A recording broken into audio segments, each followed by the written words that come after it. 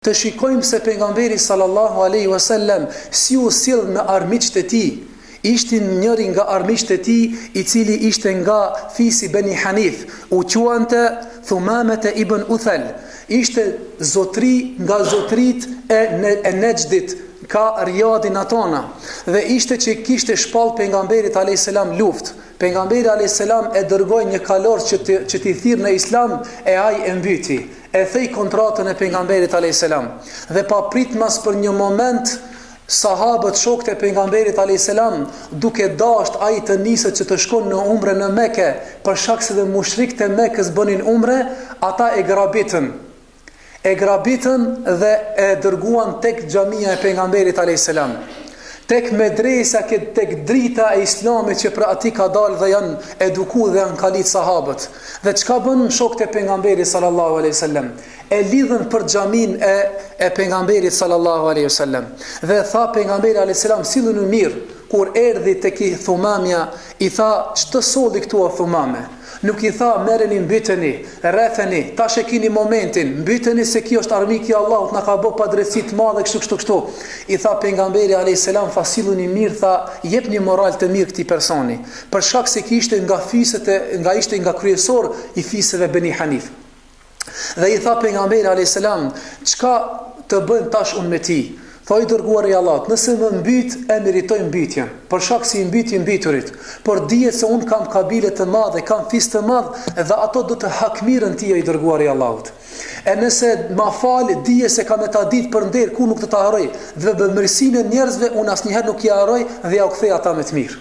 Edhe e treta, tha, nëse don ti të ta shpaguaj këtë jetën time, tha, kam pare sa të dush, lip nga pasuria, lip nga ari, lip nga stolit, do të jap sa të kesh nevojë ti.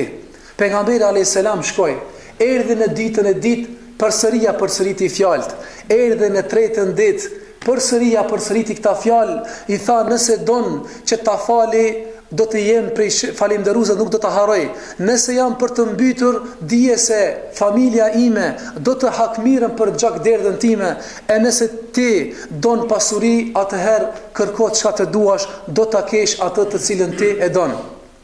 Pejgamberi sallallahu alaihi wasallam e la 3 ditë në xhamin e tij. Pas 3 ditëve ju tha sahabëve, tha lirojeni. Tha, ja Rasulullah, armikun e Allahut me liru, tha lirojeni. Pastaj pejgamberi asam tha, je i lirë për ftyrën e Allahut, nuk du pasuri, as nuk du kokën, as nuk du që të ma kthesh ndonjëherë me një të mirë. Edhe e liroi pejgamberi sallallahu alaihi wasallam. Thot, sa më liroi pejgamberi alaihi salam? Thot, shkova te një pus që është më i afër atij pari. Shkova dhe thot, mora u lajta, u pastrova. Dhe pastaj thot u ktheva tek pejgamberi alaihi salam.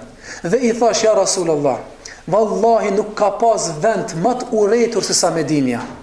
Nuk ka pas fe më të urrëtur se feja islame. Nuk ka pas njeri më të urrëtur në fytyrën e tokës. Vetëm ja Rasulullah, nuk ka tash vend më të dashur në shpirtin tim se sa Medinja.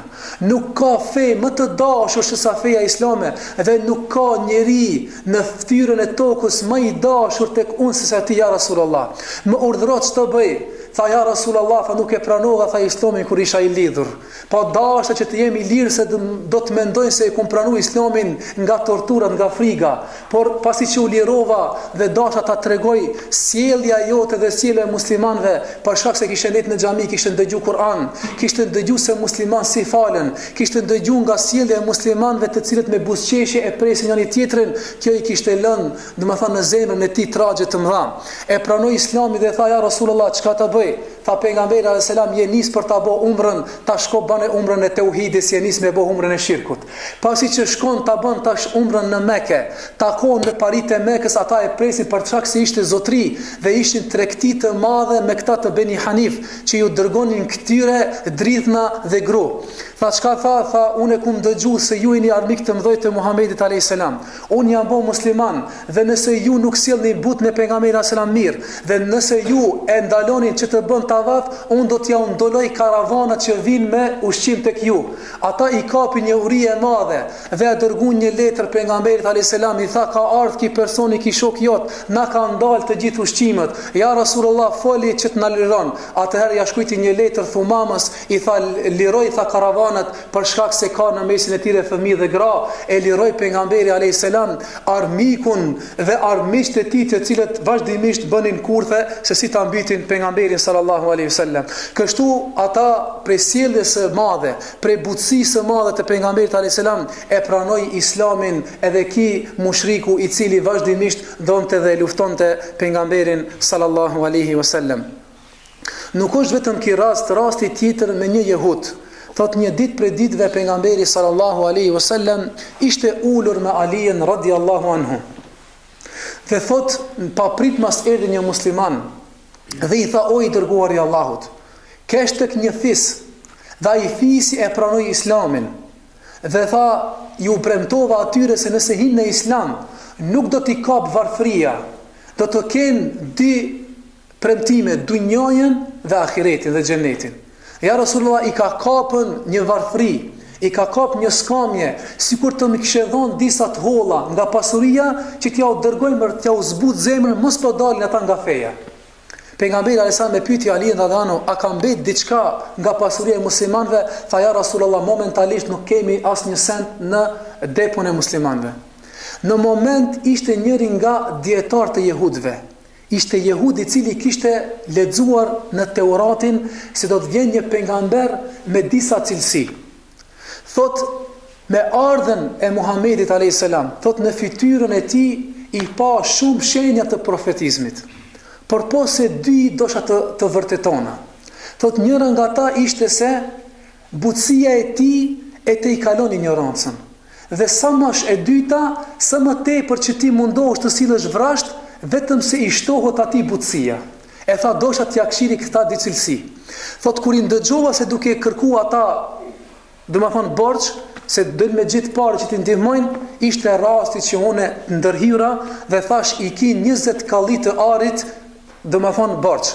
Tha kur do t'jete koha, tha kur do të pjekën hurmat e filan fisit me emër e ceki. Mirë, nuk kaloj një kohë e shkurt. Pejgamberi alayhis salam vdiq një nga ensarët dhe shkoi tek varrezët dhe e vurosi atë. Pasi që u kthi pastaj pejgamberi alayhis salam duke qenë me Abu Bekrin, me Omerin, me Uthmanin, disa nga sahabët, i doli përpara këtij jehudi dhe e kapi për tesha, i tha o Muhammed, tha ma kthe borxhin. Pejgamberi alayhis salam e dinte se Allah nuk ka hi koha. Por pejgamberi asa me butësi e shikonte. Filloi që ta ngredh dhe më tepër, tha o Benu Muttalib, tha o ju familje Abdul Muttalibit, që jeni nga Mekja, tha ju jeni ata që i merrni borxh njerëzve dhe nuk ja ktheni borxhin. Ju jeni shumë kështu, jeni kështu, ja nisi mi fol pejgamberi sallallahu alajhi wasallam. Pejgamberi sallallahu alajhi wasallam e shikonte dhe buzëqeshte. Në moment Omeri radhiyallahu anhu u zemru dhe tha ja Rasulullah, wallahi si mos të prish qefi ti, do ta kisha nxjerr këtë shpatën, do ta kisha hekti armikit Allahut çafën. Dhe pejgamberi sallallahu alaihi wasallam kujna ju kthi, nuk ju kthi jehudit i cili e ngrefte, i cili pa të drejtë pejgamberi nuk ishte marrë për veti, ishte marrë për muslimanët, edhe ende nuk ishte hi koha. Pejgamberi sallallahu alaihi wasallam ju drejtu Omerit, i tha ja Omer, prej sjelljes tënde është që ti të më thuash mua të më antekish se du të m'ja kthi borxhin e këtij ti drejtohesh se përdore pak sjelljen më mirë me pejgamberin. E jo do të thonë ti matesh aty me shpatë që ta frigojsh ata. Tha jepja, tha shko dhe jepja. Pasi që t'ja japsh ata, shtoj edhe 20 pjata me hurma për këtë që e ki bë, do të thonë që e ki frigu apo e ki shqetësu me këtë fjalë edhe shpatën që dashte ta nxjerrësh. Atëherë Omer radhan ja dha krejt dhe në fund ja dha dhe 20 pjata me hurma. I tha çka janë këto 20 pjata? Tha unë s'kum dhënë, tha hurma. Tha më urdhroi pejgamberi alayhis salam për sjelljen time që ta premesoj. Ja filloi të buzëqeshë, tha o Omer, am njeh kush jam unë? Tha nuk e di. Tha unë jam Thumamja. Tha ti je alimi jehudëve. Çka të shtyri kështu të veprosh me pejgamberin alayhis salam?